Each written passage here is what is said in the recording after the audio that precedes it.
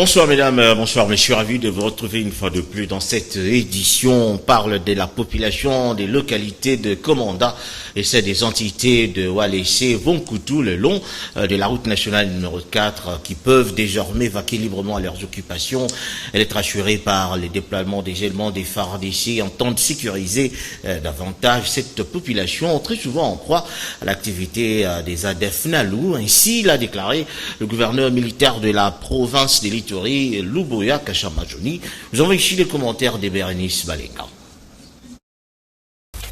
La population de Komanda et environ appelée à regagner leur maison et à collaborer avec les forces de sécurité et de défense pour la réhabilitation de cette région contre les forces négatives dans les territoires d'Irumu. Assurance du gouverneur militaire de l'Ituri en mission de commandement à la tête d'une forte délégation du comité provincial de sécurité. Pour ce faire, le lieutenant-général Luboya Kashamajoni plaide pour l'unité de tout un chacun. J'étais aussi en train de leur demander est-ce qu'on ne peut pas rester ensemble là-bas pour qu'on commence à dénoncer tous ces mauvais personnes, tous ces mauvais enfants qui sont en train de prendre l'ennemi, la nuit, l'amener dans la ville et dans la cité, créer l'insécurité et disparaître après. Profitant de sa présence dans cette partie de l'Ituri, le gouverneur militaire de l'Ituri a procédé au lancement de travaux de réhabilitation de la route Komanda-Idowu, longue de 36 km, financée par la MONUSCO dans le cadre de la mutualisation aux efforts de la paix. Nous allons suivre ces travaux avec nos hommes qui sont sur terrain, qui auront aussi pour mission de sécuriser les engins. Ceci un atout économique et sécuritaire dans la traque des groupes armés, s'inscrivant dans la détermination du gouvernement de la République d'imposer la paix et restaurer l'autorité de l'État pour que le développement s'installe dans cette partie du pays. Le dernier drame vécu par la population de la province de Mongala, dans lequel 300 personnes ont péri dans un naufrage d'une embarcation de fortune venue de Mahenge pour échouer à Ngengele, à quelques kilomètres de la ville de Bumba, a mené la société civile de la RDC à adresser des sérieux reproches au commissariat fluvial de la ville de Bumba pour manque de précaution et à l'exécutif provincial pour non-assistance aux victimes. Reportage signé à l'Enoka. La société civile de la République démocratique du Congo, par la voix de son coordonnateur provincial Gilles Mangil Mapangue à Bumba, continue à déplorer les cas de naufrage qui frappent mortellement la population de la Mongala dans le territoire de Bumba, causant ainsi plusieurs morts dont le dénombrement de corps se poursuit jusqu'à ce jour depuis le 4 octobre 2021 ici, suivant l'effectif de plus de 300 passagers qui étaient à bord d'une embarcation de fortune partie du village Mwingi dans le territoire de Basoko à Chopo pour échouer à Yambenga Ngengele à Bumba. Face à ce drame, la population du territoire de Bumba en général et les victimes en particulier n'a reçu aucune assistance du gouvernement central de Samalou Kondé qui devrait intervenir d'abord pour l'inhumation des corps, ensuite pour assister les victimes de cet accident mortel et enfin prendre les dispositions administratives pour la protection de la population et des navigants afin que ce drame ne puisse survenir pas seulement à la province de la Mongala, mais également à travers d'autres provinces de la RDC.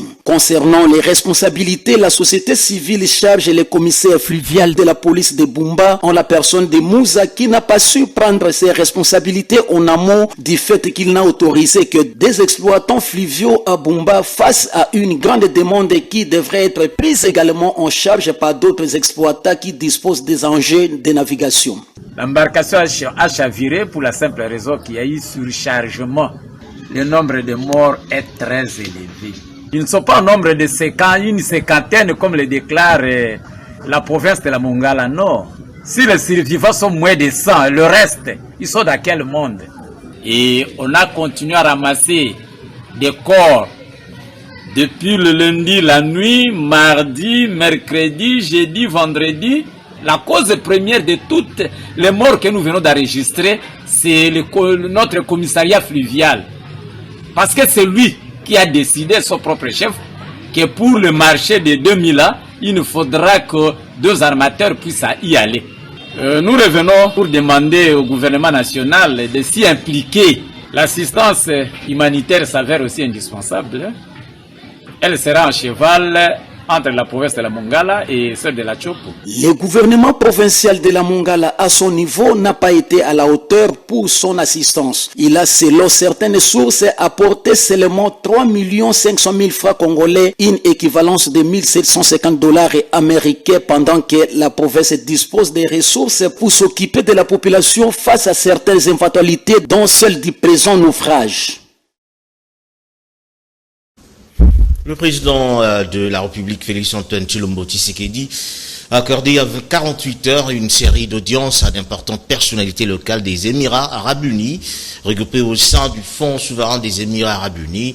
Ce fonds serait intéressé par les énergies renouvelables en République démocratique du Congo. Ici, nous avons le commentaire de Jules Bolembi. La journée de travail du président de la République s'est poursuivie ce dimanche avec une série d'audiences accordées à des personnalités locales regroupées au sein des Moubadala, un fonds souverain des Émirats Arabes Unis. Ce fonds est intéressé par le secteur d'énergie, particulièrement de l'énergie renouvelable. C'était à Émirat Palace Hotel d'Abu Dhabi. Le directeur général du Grand Port d'Abu Dhabi, Mohamed Djouma Al-Chamissi, était également de la partie.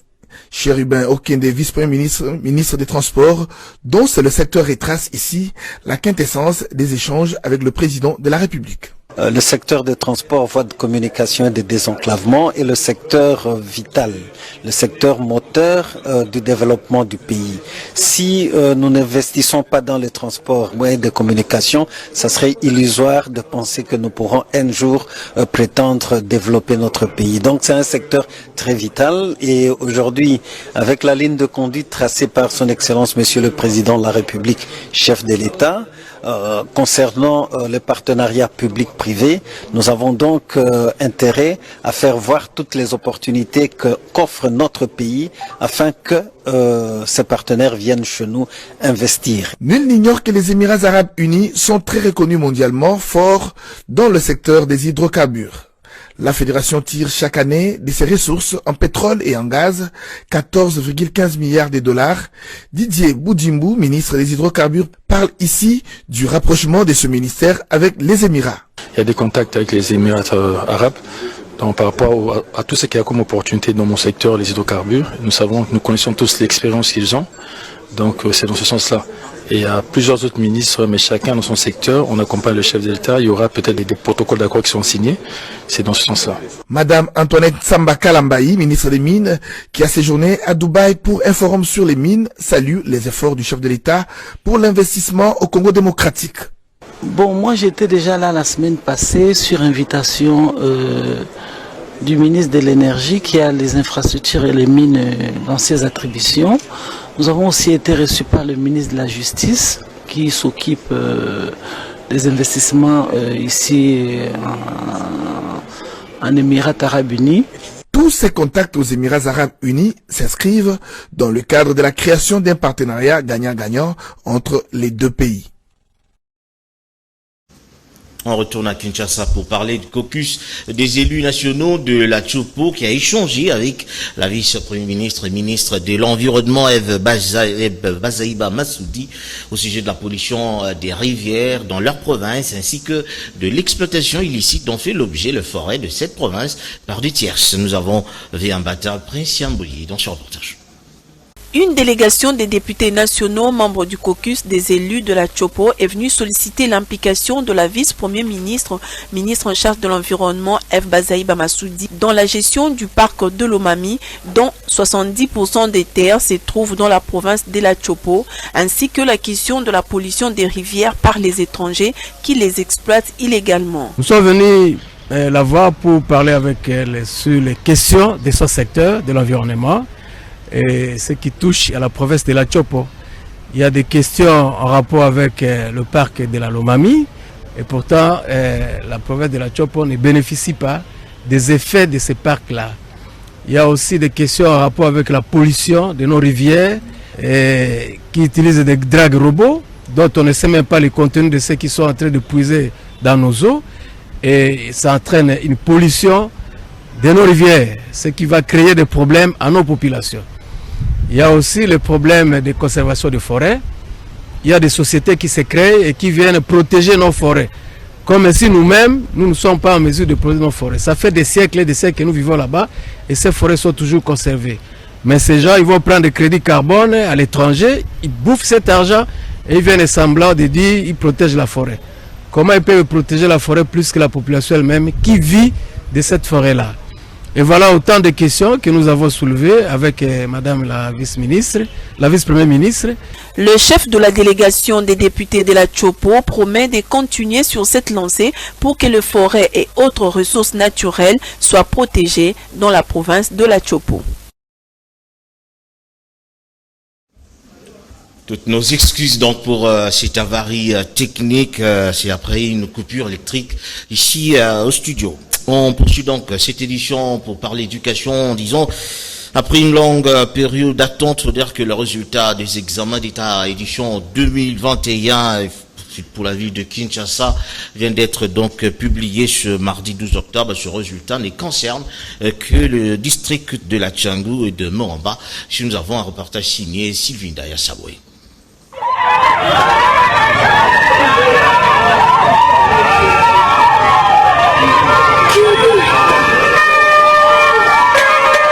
La publication des résultats de l'examen d'État édition 2021 fait bouger Kinshasa. Les lauréats sont dans la joie et certains Kinois profitent pour écouler leurs produits comme de petits pains, entre autres flacons de talc, sifflets. Aujourd'hui, après une longue période d'attente, les lauréats et leurs familles sont dans la joie.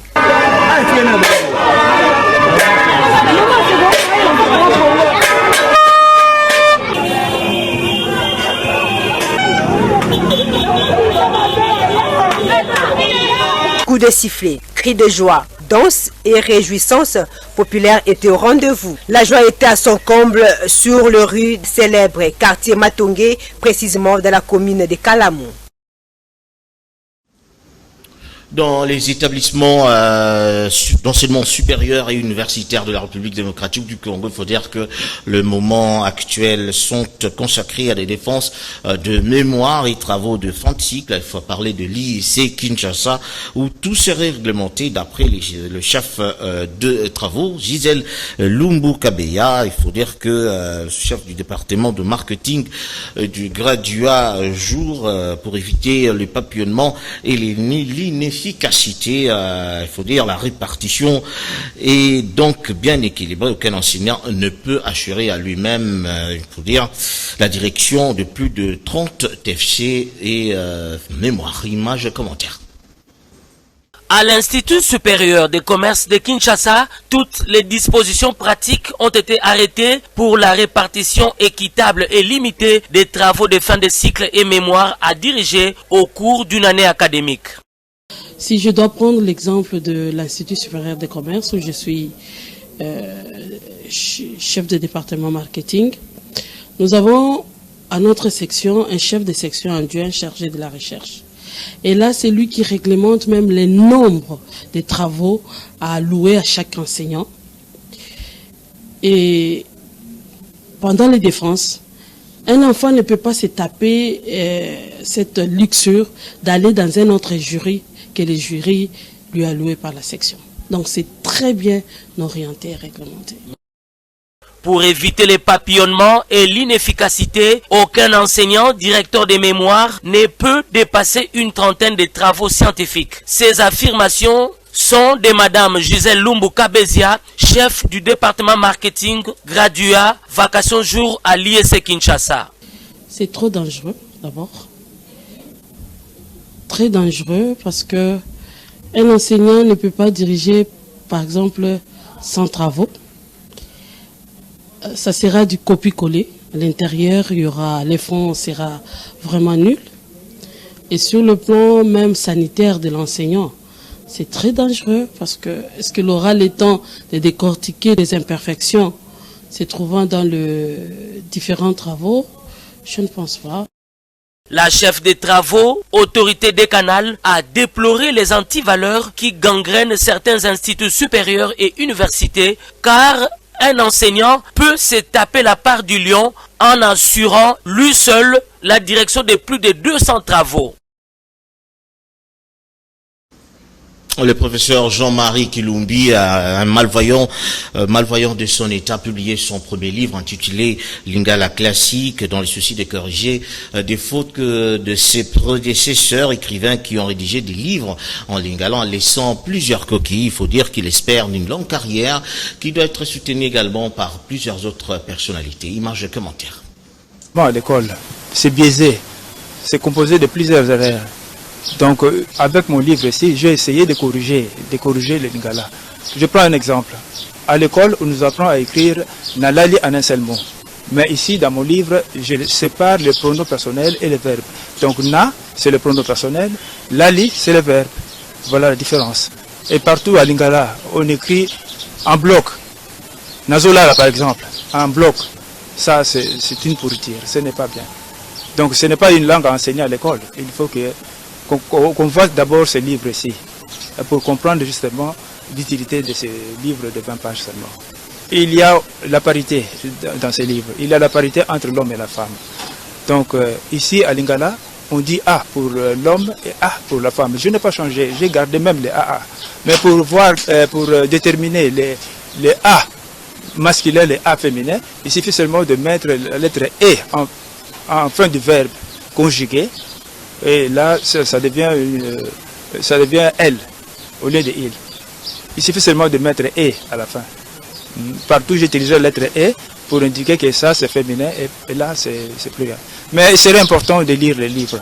Parce que moi, je suis malvoyant, j'ai encore beaucoup de difficultés. Si vous pouvez lire ces livres, vous serez édifié.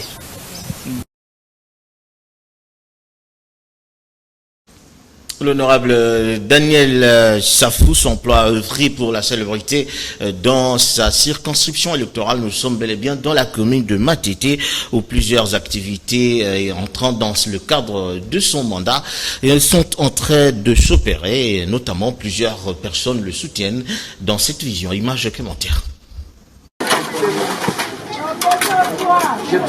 Pelle à la main et sur les volants d'un tracteur, le député national élu du Mont-en-Bas, Daniel Safou Bouchemouni, est en train d'attaquer le mal dans ses racines à travers un concept devenu tout un paradigme, le cantonnage manuel, en vue de combattre les inondations dans le quartier Ploulou et les autres environnants dans la commune de Matete. Nous sommes au niveau de l'essentiel, le bien-être du peuple congolais, le bien-être de l'homme congolais. Le reste, c'est de la distraction.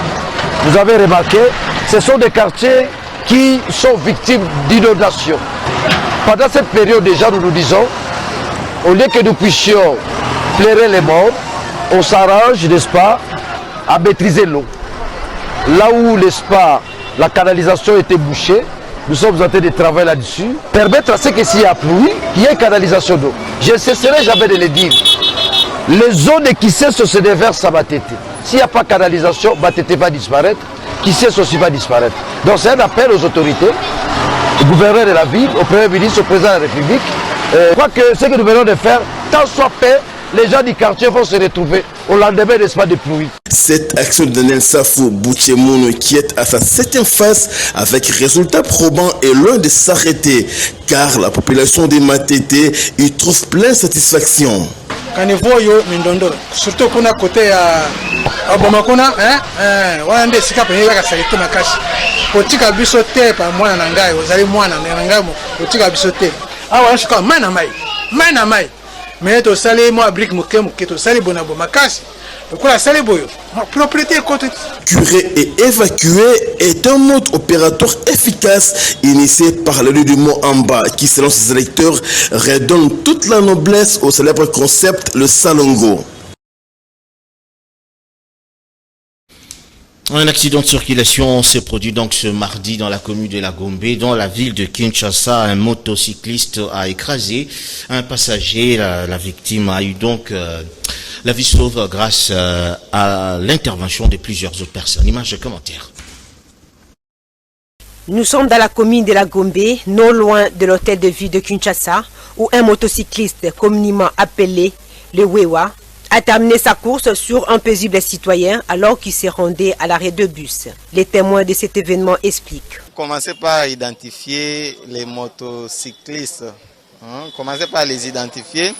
Mais dans ces conditions ou dans ces cas ici, il est toujours difficile parce que sur place, est-ce qu'il y avait la police pour parvenir à bien identifier la personne qui a volé.